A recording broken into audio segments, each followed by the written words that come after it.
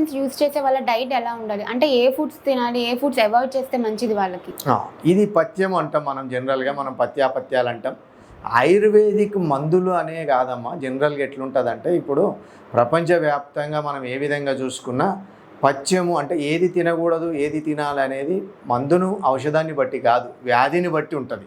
ఇప్పుడు మనం for example sugar ఉంది అంటే డయాబెటీస్ ఉన్న వాళ్ళు చక్కెర తినొద్దు. ఇది ప్రపంచమంతా అంతే, ఏ వైద్య విధానం వాడినా అంతే. హైపర్ టెన్షన్ బీపీ ఉంది, బీపీ ఉన్న వాళ్ళు ఉప్పు తినొద్దు ఎక్కువగా. అంటే దాని అర్థం ఏంది? అది వ్యాధికి నిర్దేశించబడింది తప్ప ఔషధానికి కాదు. కాకపోతే ఇక్కడ ఆయుర్వేద వైద్యులు, పురాతన ఆయుర్వేద వైద్యులు కూడా కొన్ని రకాల ఆహారాలు తీసుకోవద్దని చెప్పినరు. ఆయుర్వేదం కూడా ఏంటంటే కొన్ని ఇన్కంపాటబిలిటీ పడని ఆహార పదార్థాలు ఉంటాయి. ఇప్పుడు ఫర్ ఎగ్జాంపుల్ పెరుగులో కొన్ని కలుపుకొని తినొద్దు, పాలు మత్స్యం చేపలు తినొద్దు.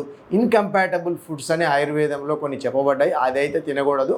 ముఖ్యంగా ఆయుర్వేద వైద్యులు చెప్పేది రెండే. ఒకటి వంకాయకు తినొద్దని, గోంగూర తినొద్దని చెప్తుంటారు.